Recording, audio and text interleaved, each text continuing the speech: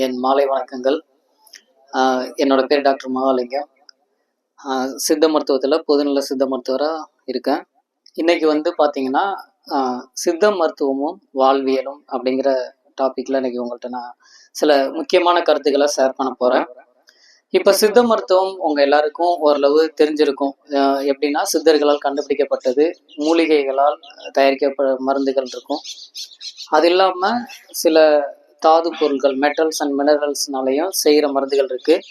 அது மட்டும் இல்லை, மருந்துகள் இல்லாமல் வாழ்வியல் முறைகள், நம்ம வாழ்நாள நீட்டிக்கிற முறைகளான யோக முறைகள்லாம் சித்தர்கள் கண்டுபிடிச்சிருக்காங்க. அந்த மாதிரியான மருத்துவ முறையும் இருக்கு. இன்னைக்கு நம்மளுக்கு ரொம்ப அவசியமா தெரிஞ்சுக்கக்கூடியது, நம்மளுடைய வாழ்வியல் எந்த சூழ்நிலையில ரொம்ப சிரமப்பட்டுட்டு இருக்கோம், எந்த சூழ்நிலையில நம்மளோட வாழ்வியல் சிக்கிருக்கு அப்படிங்கிறத பத்தி தெரிஞ்சுக்கணும். உதாரணத்துக்கு சொல்லப்போனா, ஒரு சின்ன ஒரு மொபைல் ஃபோன் எப்படி நம்மளோட வாழ்வியலையும் நம்மளுடைய வாழ்நாளையும் டிஸ்டர்ப் பண்ணிட்டு இருக்கு, நார்மலா நம்மளோட அன்றாட வாழ்வியலை எப்படி அது சின்ன சின்ன விஷயங்கள்ல நம்மளை செயல்பட விடாம தடுக்குது அப்படிங்கிறதெல்லாம் நம்ம தெரிஞ்சுக்கணும். இன்னைக்கு பாத்தீங்கன்னா, நம்மளோட மூளை நம்மளோட ஒரு மனிதனுக்கு ஆதாரமே பாத்தீங்கன்னா உயிர் உறுப்புகள்னு சொல்லக்கூடிய வைட்டல் ஆர்கன் சொல்லக்கூடிய நம்மளுடைய ஹார்ட், கிட்னி, பிரெயின், லங்ஸ், இந்த மாதிரி சொல்லுவோம். இந்த வைட்டல் ஆர்கன்ஸ் எல்லாமே ரொம்ப நல்லா செயல்பட்டா தான் ஒரு மனிதன் உயிரோட இருக்க முடியும். அப்படி இருக்கும்போது ஒரு மனிதனோட சிந்திக்கிற திறன் எங்க இருந்து முதல்ல ஆரம்பிக்குதுன்னா நம்மளோட மூளையில இருந்து தான். ஒருத்தருக்கு ஏதாவது ஒரு செயல் தவறா செஞ்சுட்டாருன்னா நம்ம என்ன சொல்லுவோம், என்னப்பா உனக்கு மூளையில எதுவும் பிரச்சனை இருக்கா, மூளை எதுவும் குழம்பிருச்சா, மண்டையில பிரச்சனை இருக்கான்லாம் சும்மா கலவைக்கெல்லாம் பேசுவோம்ல. அது மாதிரி அப்படிப்பட்ட மூளைய மழுங்கல் அடிக்கிற மாதிரியான நிகழ்வுகளை நம்ம வாழ்வியல்ல திணிக்கப்பட்ட மாதிரி நம்ம கடைபிடிச்சிட்டு இருக்கோம். உதாரணத்துக்கு சொல்ல போனா, ஒரு மொபைல் ஃபோன் காலையில தூங்கி எழுந்திரிச்சதுல இருந்து நைட்டு தூங்க போறதுக்கு முன்னாடி முடிக்க நம்ம கையில இருக்கிறது மொபைல் ஃபோன் மட்டும்தான். ஆனா இந்த மொபைல் ஃபோன் இந்த உடம்புக்கு தேவையா அப்படின்னா இந்த உடம்புக்கு தேவையே இல்லை. மொபைல் ஃபோனுங்கிறது ஒரு தொலைத்தொடர்பு சாதனம். நம்மளுக்கு தேவையான ஒரு கம்யூனிகேஷனை மற்றவங்கள்ட்ட ஷேர் பண்ணுறதுக்கு, அப்புறம் இன்றைய காலகட்டத்தில் நடக்கக்கூடிய நிகழ்வுகளை தெரிஞ்சுக்கிறதுக்கும் இப்போ நம்ம ஒரு சயின்ஸ் எவால்வேட் ஆனனால நம்மளுக்கு அதை பயன்படுத்திக்கிறோம். ஆனால் நம்ம மூளை எப்படி இது பாதிக்குதுன்னா, நம்மளோட முன்னோர்கள், அதாவது நம்மளுடைய பழங்காலத்தில் நம்ம மனிதர்கள் எல்லாமே எங்கே இருந்தோம், மலை காடுகள்ல இருந்தோம். கூட்டம் கூட்டமா பல லட்சம் வருஷங்களா மலைக்காடுகள்ல இருந்து அந்த இயற்கையோட இயற்கையா ஓடி ஆடி விளாண்டு அனிமல்ஸ் எல்லாம் விலங்குகளை வேட்டையாடி அதுல இருந்து தான் வாழ்றதுக்கு சர்வே பண்றதுக்கு சுற்றி உள்ள சூழ்நிலையில என்னென்ன இருக்கோ அதை எல்லாமே பயன்படுத்தி வாழ்ந்த இந்த மூளை அதுக்கு தான் அடாப்ட் ஆகி அதுக்கு ஏற்ற மாதிரி போயிட்டு இருந்தது. ஆனா இப்போ நம்ம ஒரு குளோபலைசேஷன் ஆயிட்டோம், ஒரு இண்டஸ்ட்ரியலைசேஷன் ஆனனால மலையில இருந்து நம்ம, காடுகள்ல இருந்து நம்ம இன்னைக்கு ஒரு டவுனான ஏரியால இன்னைக்கு இந்த மாதிரி ஒரு செட்டப்ல இருக்கும்போது நம்ம மூளை அதுக்கெல்லாம் அடாப்ட் ஆயிருக்கா அப்படின்னு ஆராய்ச்சி பண்ணதில்ல. அவ்வளோ பெருசா நம்ம மூளை அடாப்ட் ஆகவே இல்லை. நம்ம பழங்காலத்துல எப்படி மூளை இருந்ததோ இப்ப என்னதான் நம்மளோட அறிவியல் வளர்ச்சி, அறிவு வளர்ந்தாலுமே அப்ப இருந்த அந்த மூளையோட திறன் இப்ப இல்லவே இல்லை. ஏன்னா இப்ப நம்மளுக்கு பசிக்குது அப்படின்னா இன்ஸ்டண்டா நீங்க மொபைல்ல இருந்தே ஆர்டர் பண்ணி உணவு கிடைச்சிரும். ஆனா அப்ப அந்த பழங்காலத்துல வாழணும் அப்படின்னா நீங்க அவரை சுத்தி உள்ள ஏதோ ஒரு தாவரங்களையோ விலங்குகளையோ வேட்டையாடணும்னு வச்சுங்களேன், உடல் அளவுலையும் மனதளவுலையும் ஒரு ஆரோக்கியம் இருக்கணும். அந்த வேட்டையாடுறதுக்கு போறதுக்கு அந்த மூளை நல்லா சுறுசுறுப்பா உற்சாகம் இருந்தா தான் அந்த பிரெயின் கெமிக்கல் என்ன பண்ணும், அவரை செயல்பட வைக்கும். இப்ப நான் சிரிக்கணும்னா நம்ம உடம்புல ஹாப்பி ஹார்மோன் சுரக்கணும். அதே மாதிரி நான் கோவப்படணும் அப்படின்னா நம்ம உடம்புல அட்ரினலின் ஹார்மோன் செயல்படணும். இப்ப இந்த செல்போன் பின்னாடி இந்த ஹார்மோன் சேஞ்சஸ் நிறைய ஏற்பட்டிருக்கு. உதாரணத்துக்கு சொல்லப்போனா, ஒரு மொபைல் போன்ல ஒரு ரீல்ஸ் பார்க்குறோம். அந்த ரீல்ஸ் பார்க்கும்போது நம்ம உடம்புல ஆட்டோமேட்டிக்காக ஒரு புத்துணர்வு நம்மளுக்கு கிடைக்குது. அந்த புத்துணர்வு காரணமான ஹார்மோன் என்னன்னா டோபமின் சொல்லுவோம். இந்த டோபமின் எப்போ நம்மளுக்கு தேவைன்னா, இப்போ நம்ம ஒரு ஒர்க் அவுட் பண்ணுறோம், ஒரு ஹோம்ஒர்க் பண்ணுறோம், வீட்டில் ஒரு சமையல் பண்ணுறோம், வீட்டை சுத்தம் பண்ணுறோம். அந்த மாதிரி சுத்தம் பண்ணும்போது நம்மளே அறியாமே ஒரு இன்வால்மெண்ட் ஆகி செய்கிறோம்ல. இப்போ நான் வீட்டை சுத்தம் பண்ணிட்டேன், அப்பா எனக்கு சந்தோஷம். எங்கள் அம்மா சொன்ன உடனே துணியை துவைச்சி வச்சிட்டேன், அப்பா சந்தோஷம். இந்த பைக்லேருந்து அவ்வளோ தூரம் போயிட்டேன். அந்த மாதிரி சின்ன சின்ன வேலை செஞ்சால் மட்டுமே சுரக்கக்கூடியது அந்த டோபமின். அது சின்ன சின்ன சாதனைகள் செஞ்சால் சுரக்கக்கூடியது. அப்படிப்பட்ட அந்த டோபமின் இயல்பா சுரக்கிறது நல்லது. ஆனா இன்ஸ்டண்டா ஒவ்வொரு ரீல்ஸுக்கும் நம்மளுக்கு டோபமைன் ஹிட் ஆயிட்டே இருக்கும். ஒவ்வொரு ரீல்ஸ் பார்க்கும்போதும் ஒவ்வொரு டைம் நம்ம செல்ல வந்து ஒவ்வொரு இப்போ ஃபேஸ்புக் பார்ப்போம், வாட்ஸ்அப் போய் பார்ப்போம், யூடியூப் போவோம். அப்படியே வரிசையா அந்த சைக்கிள் போகுதுல்ல. அப்போ டோபமைன் எக்ஸஸா ஒன்று நம்மளுக்கு கிடைச்சிட்டே இருந்துச்சுன்னா என்ன ஆகும்? அந்த டோபமைன் எதுக்கு நம்ம சொன்னோம்? சின்ன சின்ன சாதனை பண்ணா, நம்ம ஒர்க் அவுட் பண்ணி ஏதாவது வேலைகள் செஞ்சா இந்த உனக்கு பரிசுன்னு இந்த உடம்பு வந்து சுரக்கிறது மூளையில இருந்து. ஆனா நம்ம செல்லுல ஓயாம பாக்குறோம்ல, அந்த டோபமின் வந்த பின்னாடி நம்ம உடம்பு ஒரு லேசினஸ் ஆயிருது. இப்போ உதாரணத்துக்கு சொல்ல போனா, இப்போ நம்ம காலேஜ் முடிச்சு வீட்டுக்கு போறோம், ஒரு 8 மணிக்கு மேல ஏதாவது ஹோம்ஒர்க் பண்ணிட்டு கொஞ்சம் தூங்கலாம்னு யோசிச்சா கூட அந்த செல்லை அப்படியே பார்த்துட்டு 2 மணி நேரம் செல்லவே டியூன் பண்ணி பார்த்துட்டே இருப்போம். அப்ப என்ன ஆகும்னா, இயல்பாவே மூளைக்கு தேவை ஒரே இடத்துல உட்காந்து அதை பார்த்துட்டு இருப்போம். இப்ப நீங்க ஏதோ நடந்தோ இல்ல ஓடி ஆடியோ பார்க்க மாட்டோம். சீரியஸா பெட்ல படுத்து யாருக்கும் தெரியாம பார்க்கணும்னு நினைச்சு பார்த்துட்டு இருப்போம். இல்ல ஒரு சிலர் மாடியில சேர் போட்டு உட்காந்து பார்த்துட்டு இருப்போம். அப்ப நம்ம உடம்புல ஒரே ஒரு ஒரு வேலை நடக்கணும்னா உடம்பு வந்து எல்லா உடல் உறுப்புகளும் ஒரு அசைவுல இருக்கணும். ஒரே இடத்துல உட்காந்து பார்க்கும்போது நம்ம மூளைக்கு தேவையான ஆக்சிஜன் சப்ளை ரொம்ப கம்மியாயிரும். அப்போ மூளைக்கு தேவையான ஆக்சிஜன் வந்து குறையும் போது என்ன ஆகுது அப்படின்னா, மூளையோட சிந்திக்கும் திறன், செயல்பாடுகள், நம்மளோட செயல், நம்ம லாஜிக்கா யோசிக்கிறது, அப்புறம் ஒரு ஒரு செயலை ப்ராப்பரா கரெக்டா முடிக்கிறது, இந்த மாதிரியான ஒவ்வொரு செயலுக்கும் நம்ம மூளையில ஒவ்வொரு பகுதிகள் இருக்கு. அந்த பகுதிகள் எல்லாமே இந்த மாதிரி ஒரே இடத்துல எந்த வேலையும் செய்யாம இந்த மொபைல் போன் பார்த்துட்டு இருக்கனால, வேலையே செய்யாம சும்மாவே லேசியா இருக்கனால உண்டானவங்களுக்கான ஒரு ஆராய்ச்சியில அவங்களுக்கு மட்டும் அந்த பர்டிகுலர் மீடியல் டெம்பரல் லோப்னு சொல்லுவோம். அது வந்து பாத்தீங்கன்னா ஒரு சுருக்கம் ஏற்பட்டிருக்கு இந்த மாதிரி பர்டிகுலரா உள்ளவங்களுக்கு. அது மட்டும் இல்ல, இப்ப நீங்க ரீல்ஸ் பாக்குறீங்க, இல்ல ஒரு வாட்ஸ்அப்ல ஒரு நியூஸ் பாக்குறோம். எந்த ஒரு நியூஸோ ஒரு நம்ம பாக்குற அந்த ரீல் சம்பந்தமான விஷயங்கள் எல்லாமே நம்மளே இன்ஃப்ளூயன்ஸ் பண்ணுது. இன்ஃப்ளூயன்ஸ்னா என்ன? ஒருத்தவங்க வந்து ஒரு விஷயம் உதாரணத்துக்கு சொல்றேன். இப்ப சில இன்சிடென்ட்லாம் நம்ம பாக்குறோம். ஒரு கல்லூரி மாணவர் என்ன பண்றாரு, இப்ப இருக்க ஜென்ரேஷன் ஜென்சி கிட்ஸ் நம்ம சொல்றோம், என்ன பண்றாங்க, கேடிஎம் பைக் ஸ்டைலா எடுத்து ஓட்டணும், அதை ஒருத்தர் வீல் பண்ணி போடுறாரு. அதை நம்ம இன்ஸ்டாகிராம்ல பார்த்துட்டு அதே மாதிரி நம்மளும் ட்ரை பண்றோம். எதிர்பாராத விதமா இன்கேஸ் ஒரு விபத்து ஏற்படுதுன்னு வச்சுங்களேன், ஒரு உயிரிழப்புக்கு காரணமா எது மூல காரணமா இருக்கு? நம்மளோட இந்த டிஜிட்டல் மீடியமான இந்த மாதிரி ஒரு இன்ஃப்ளூயன்ஸ் எங்கேருந்து வருதுன்னா இந்த மாதிரி மொபைல்ல தான். அதுக்குன்னு மொபைலே நம்மளுக்கு வேண்டான்னு சொல்ல, மொபைல் நம்மளுக்கு வேணும். அதை எந்த அளவு எந்த அளவோட எந்த நேரத்தோட பயன்படுத்தணும்னா அது நம்மளுக்கு நன்மை தான் பயக்கும். அப்போ அந்த இன்ஃப்ளூயன்ஸ் பண்ணும்போது நம்ம உடம்புல என்ன ஆகுதுன்னா, நிறைய நம்மள அறியாமே அது பண்ண முடிஞ்சிச்சுன்னா பிரச்சனை இல்லை, அந்த நேரத்தில் உங்களுக்கு டோபமின் கிடைச்சு நீங்க கொஞ்சம் ரிலாக்ஸ் ஆயிடுவீங்க.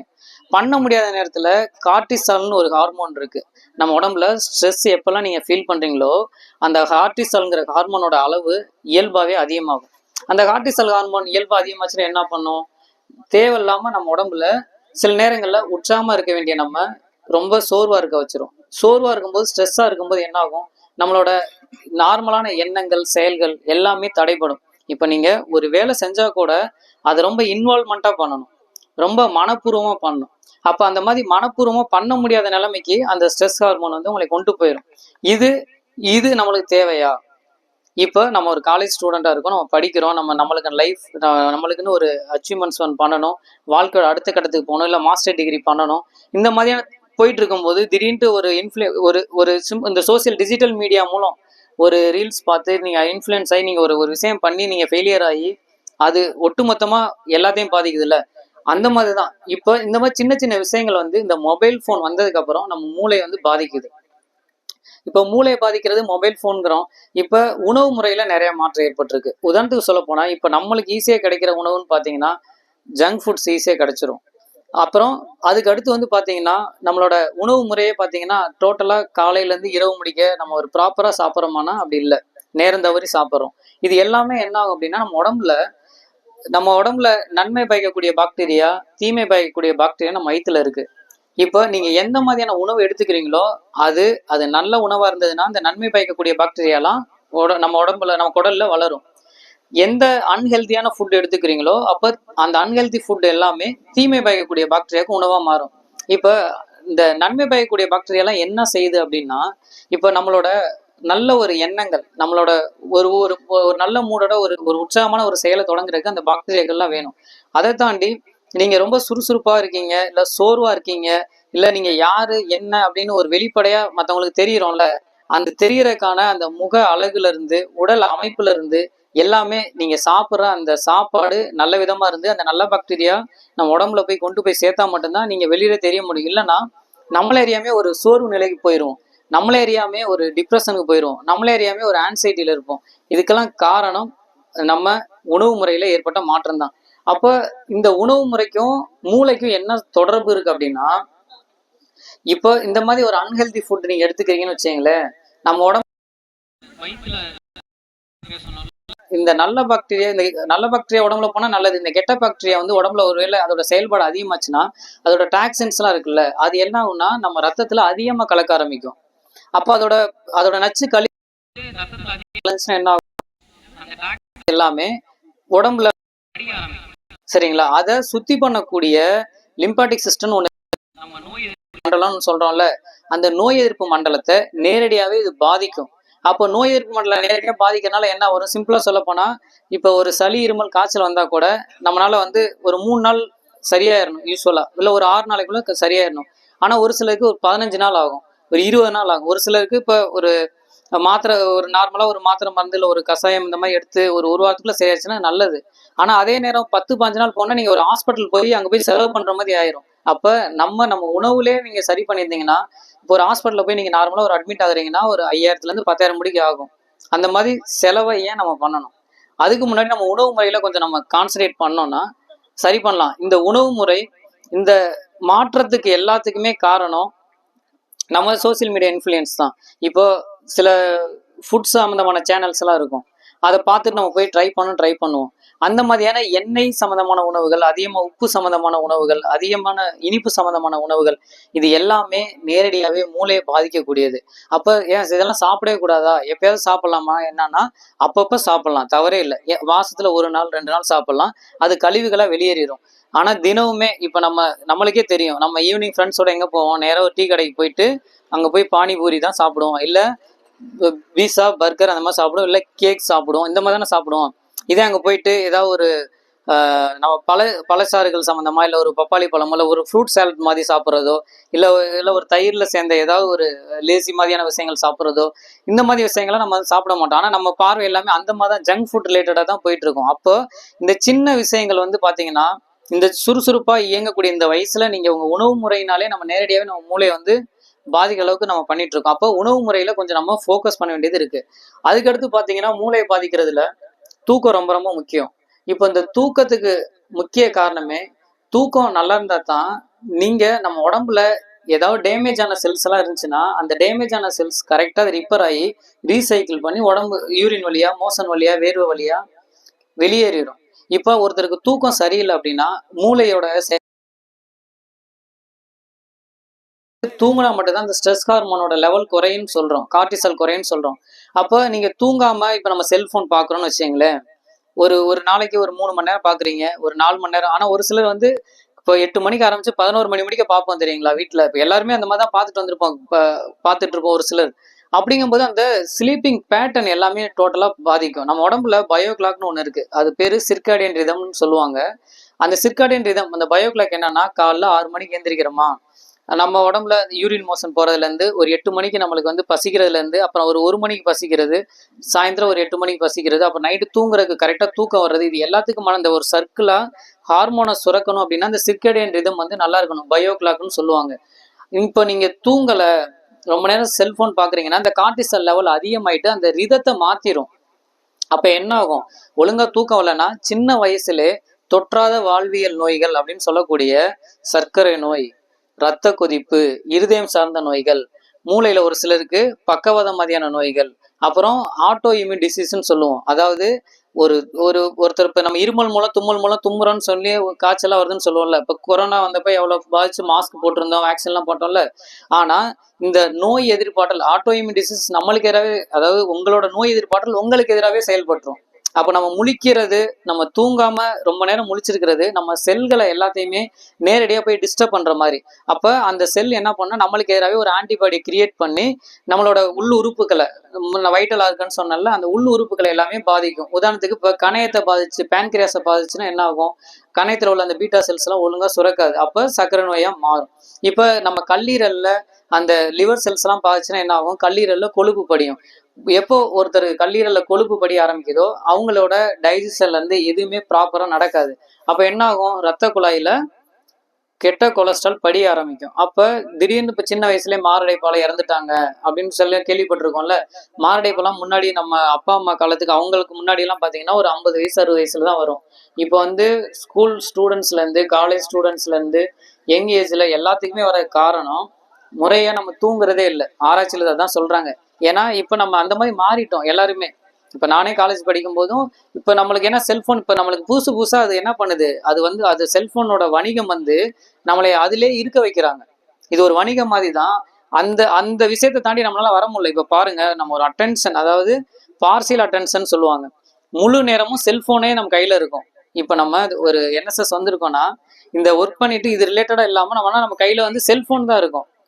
அப்போ அதோட முக்கியத்துவத்தை எந்த அளவு நம்ம பயன்படுத்துறதை தாண்டி நம்மள்ட்ட அது ஒரு பிஸ்னஸா எப்படி நம்மள்ட்ட கொண்டு வந்திருக்காங்கிறது உங்களுக்கு ஓரளவு புரிஞ்சிருக்குன்னு நினைக்கிறேன். ஸோ இப்போ இந்த மாதிரியான நிகழ்வுகளை எல்லாத்தையும் எப்படி நம்ம ஏதாவது தடுக்க முடியுமா இல்லை குறைக்க முடியுமா அப்படின்னா நம்மளோட வாழ்வியல் முறையை மாற்றணும்.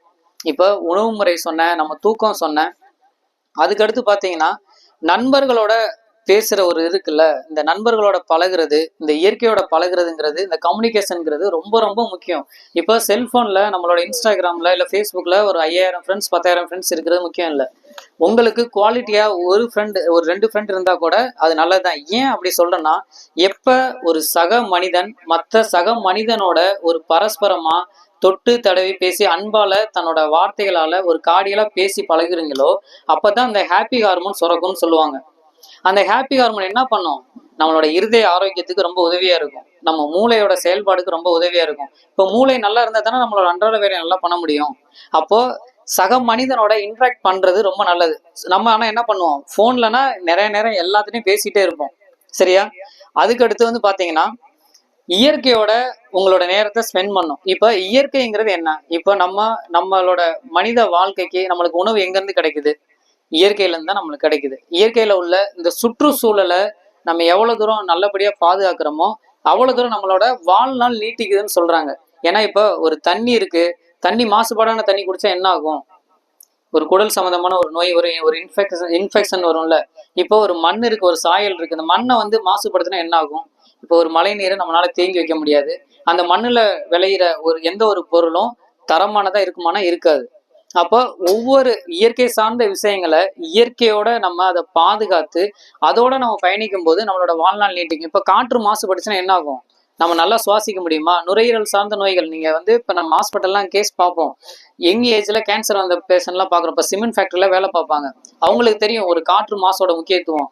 இப்ப வந்து ஒரு ஐசியூல உயிருக்கு போராடிட்டு இருக்கும்போது வெண்டிலேட்டர்ல போட்டு வச்சிருப்பாங்க ஒரு பேஷண்ட். அவங்க அந்த மூச்சு காத்தை வாங்குறதுக்கு எவ்வளவு கஷ்டப்பட்டு அந்த மூச்சு காத்தை வாங்கி உயிர் வாழணும்னு நினைப்பாங்கல்ல. அப்ப அப்படிப்பட்ட அந்த காத்தை வந்து எவ்வளவு தூரம் நம்ம பாதுகாக்கணும் அப்படிங்கிறது நம்மளுக்கு தெரியணும். ஸோ இந்த சுற்றுச்சூழலை எவ்வளவு ஆரோக்கியம் வச்சிருக்கோமோ அந்த ஆரோக்கியம் நம்மளுக்கு இயல்பாவே கிடைக்க ஆரம்பிக்கும். அப்போ முடிஞ்ச அளவு என்ன பண்ணோம்னா, ஏதோ ஒரு விஷயத்துல இந்த மொபைல் போனுங்கிற ஒரு விஷயத்துல போயிட்டு நம்ம மூளையை பாதிக்காம இயற்கையோட இயற்கையா நண்பர்களா கூட்டமா சந்தோஷமா சிரிச்சு பேசி அந்த மாதிரி இருக்கும்போது இந்த உடம்பு ஆரோக்கியமா இருக்கும். சரியா? அதுக்குதான் இந்த மாதிரி பேசுறது, இந்த மாதிரி விழிப்புணர்வு பண்றது. ஸோ முடிஞ்ச அளவு நம்ம மூளையை பாதுகாக்கணும்னா ஒரு 5 விஷயத்த ஃபாலோ பண்றது நல்லது. 5 விஷயம் நான் வந்து அது மட்டும் சொல்லலை, பட் ஒரு கிளினிக்கல் ப்ராக்டிஸ்ல இப்போ நம்ம வந்து இந்த மூளை சார்ந்து வரக்கூடிய தொந்தரவுகளை இல்லை அடிக்ஷனா மாறுதுல, இந்த அடிக்ஷன் அப்போ ஃபோன் அடிக்ஷன் சொல்றோம்ல, அந்த மாதிரி விஷயங்கள்ல இருந்து நீங்க விடுபடணும்னா என்னென்ன பண்ணணும் அப்படிங்கிறத நான் சொல்றேன். இப்போ உதாரணத்துக்கு சொல்லணும்னா, இப்போ உங்களால இப்போ ஒரு சிலருக்கு இருக்கும் அந்த தொந்தரவுக்கு, நம்மள என்னால வந்து 5 மணி நேரத்துக்கு மேல 5 மணி நேரம் நான் ஃபோன் யூஸ் பண்றேன், பட் யூஸ் பண்றது நிப்பாட்டணும்னு நினைச்சாலும் முடியல, என்னோட அன்றாட வேலையை செய்ய முடியலன்னு நினைக்கிறீங்கன்னா முதல்ல ஒரே இடத்துல ரொம்ப நேரம் உட்காரக்கூடாது. அப்போ உட்காரக்கூடாதுன்னா பேசிக்கா என்னன்னா, ஒரு டெய்லி ஒரு 45 நிமிஷம் உங்களோட அன்றாட வேலையில ஒரு 45 நிமிஷம் ஒரு நடைப்பயிற்சி கண்டிப்பா பண்ணணும். ஓகேவா? ஒரு நடைப்பயிற்சி பண்றதுல உடல் அளவுலையும் மனதளவுலையும் என்ன ஆகும்னா, அந்த ஹார்மோன் சொன்னல, அந்த ஹார்மோன் எல்லாமே நம்மளே ஒரு அலர்ட்டாவே வச்சிருக்கும். ஒரு அலர்ட்டா வச்சிருக்கும் போது நீங்க நார்மலா உங்க ரொட்டீன் வேலை செஞ்சுட்டு டிஸ்டர்ப் இல்லாத ஒரு வாழ்வியல் முறைக்கு போவீங்க. அதே மாதிரி மூளையோட செயல்பாடு நல்லா சுறுசுறுப்பா இருக்கணும்னா ஃபெர்மெண்டட் உணவு நம்ம எடுத்துக்கணும். ஆவியில வெந்த உணவுகள், நம்ம இட்லியில இருந்து அப்புறம் வந்து தயிர், இந்த மாதிரி உணவுகளை அடிக்கடி சாப்பாட்டில் சேர்த்துக்கணும். அதே மாதிரி நிறைய நார்ச்சத்து உள்ள உணவுகள் எடுத்துக்கணும். ஃபைபர் உள்ள ஃப்ரூட்ஸ் அண்ட் வெஜிடபிள்ஸ் அதிகமாக எடுத்துக்கணும். ஹெல்தி ஃபேட்டாக எடுத்துக்கணும். ஜங்க் ஃபுட்டை முடிஞ்ச அளவு குறைச்சிக்கணும். இப்போ ஜங்க் ஃபுட்டில் பெரிய பிரச்சனையாக இருக்குது என்னன்னா, அதில் அதிகமாக எண்ணெய் சேர்க்குறாங்க, அதிகமாக உப்பு சேர்க்குறாங்க. இந்த அதிகமாக எண்ணெயும் உப்பும் தான் நம்மளோட முக்கியமான நோய்களுக்கு, இப்போ இந்த ரத்த கொதிப்புலேருந்து, சர்க்கரை நோயிலேருந்து, புற்றுநோய் வர ரொம்ப காரணமா இருக்கு. இப்ப நீங்க சாப்பிட்ற ஸ்நாக்ஸ்ல எல்லாமே அதுதான் இருக்கு. நம்ம சாப்பிட்ற ஸ்நாக்ஸ்ல இப்ப நம்ம பேக்கரின்னு போயிட்டாலே முடிஞ்சது கதை. நம்மளே எழுதி வச்சுக்கலாம், இன்னும் ஒரு குறிப்பிட்ட நாள்ல இந்த இதெல்லாம் நம்மளுக்கு வரும் அப்படின்ட்டு. ஸோ முடிஞ்ச அளவு அந்த மாதிரியான உணவுகளை தவிர்த்துட்டு, இப்போ நார்மலா நம்ம வீட்டில் நம்ம ஊர்ல கிடைக்கக்கூடிய மாதுளம்பழம், கொய்யாப்பழம், பப்பாளி பழம், நெல்லிக்காய், இது எல்லாம், வாழைப்பழம், இது எல்லாம் ஈஸியாக கிடைக்கும். இதை நீங்க ட்ரை பண்ணலாம். சரியா? இந்த மாதிரி நம்ம முயற்சி பண்ணி சாப்பிடலாம். இப்போ நான் பேசுற விஷயங்கள் ஏதாவது ஒன்று ரெண்டு உங்களுக்கு ஒரு வேளை புரியுது அப்படின்னா உங்க தெரிஞ்சவங்களுக்கு நீங்க அதை ஃபாலோ பண்ண சொல்லலாம். ஓகேவா? அதுக்கு அடுத்து வந்து பாத்தீங்கன்னா, இந்த தூக்கங்கிறது ரொம்ப முக்கியம். நீங்க வளர் இளம் பருவத்துல இருக்கீங்க, ஒரு 18-20 வயசுல இருப்பீங்க. ஓகேவா? நம்மளோட மூளைக்கு வந்து ஒரு முக்கியமான ஒரு செயல் இருக்கு. மூளை வந்து அது நினைச்சா, அது என்னன்னா, நம்ம அதுக்கு ஸ்ட்ரெஸ் கொடுத்துட்டே இருந்தா அது மூளை தான் என்கிட்ட சொல்லலை. இப்போ அடிபட்டா கை அடிபட்டுருச்சு, நம்ம வலிக்குன்னு சொல்லிடுவோம். ஆனா மூளை டேமேஜ் ஆனா எப்படி நம்மளுக்கு தெரியும்? அது தெரியாதனால நம்ம அதை ஏமாத்திட்டு இருக்கோம்னு நினைக்க வேணாம். ஆனா மூளை வந்து அதுக்குன்னு ஒரு தன்மை இருக்கு, நியூரோ பிளாஸ்டிசிட்டின்னு சொல்லுவாங்க. நீ என்னதான் சும கொடுத்தாலும், என்னதான் நம்ம கஷ்டம் கொடுத்தா கூட அந்த மூளை நம்மளுக்கு ஏற்ற மாதிரி ஒரு வடிவமைப்பை வச்சுக்கும். நம்மளை எப்படியா சர்வே பண்ண வைக்கணும்னு சொல்லி அது போராடி ஹெல்ப் பண்ணும். அப்படிப்பட்ட மூளையை முடிஞ்ச அளவு பாதுகாப்பாக வச்சுக்கிறது நல்லது. இப்போ வந்து ஒரு கொஞ்ச நேரத்துக்குள்ள உங்களுக்கு போர் அடிச்சிடும் இந்த மாதிரி பேசிட்டு இருந்தா. ஸோ ஏதாவது மெடிசின் சார்ந்து உங்களுக்கு ஏதாவது சந்தேகங்கள் ஏதாவது இருந்தால் நீங்கள் கேட்கலாம். மருத்துவம் சார்ந்து, ஏதாவது நோய்கள் சார்ந்து, இல்லை ஏதாவது ஹெர்பல் சார்ந்து ஏதாவது கேட்கலாம். ஸோ முடிஞ்ச அளவு இந்த மாதிரி நம்ம ஒரு அவேர்னஸ் எதுக்கு இந்த மாதிரி பேசுகிறோம் அப்படின்னா, சின்ன சின்ன விழிப்புணர்வை நம்ம படிச்சிருக்கோம், நம்ம அடுத்த தலைமுறைக்கு கொண்டு போகணும். ஓகேவா? இப்போ நீங்கள் என்னோட கிளினிக் வந்தீங்கன்னா, தம்பி ஒரே நிமிஷம், பிரைவேட்டாக என்னோட கிளினிக் வந்தீங்கன்னா கன்சல்டேஷன் ஃபீஸ் எவ்வளோ வாங்குவோம்? 300 ரூபா இருக்கு. 300 ரூபா கன்சல்டேஷன் ஃபீஸ். இப்போ நீங்கள் ஏதோ ஒரு உடம்பு சரியில்லைன்னு என்னை பார்க்க வந்தீங்கன்னா, இப்போ அதே தான் உங்களுக்கு இலவசமாக இந்த விஷயத்த நான் ஷேர் பண்ணுறேன். அதை பயன்படுத்திக்கணும். ஓகேவா? சில நேரங்களில் நம்மளுக்கு சில விஷயங்கள் நான் பேசுறதே புரியாத மாதிரி தான் இருக்கும். ஆனால் லைட்டாக லிசன் பண்ணுங்க, அது ஏதோ ஒரு இடத்துல உங்களுக்கு உதவியாக இருக்கும். ஓகேவா? ஆல் தி பெஸ்ட், நல்லா பண்ணுங்க. ஏதாவது உங்களுக்கு மெடிசன் சம்மந்தமாக சந்தேகங்கள் இருந்தால் கேட்கலாம். தேங்க்யூ.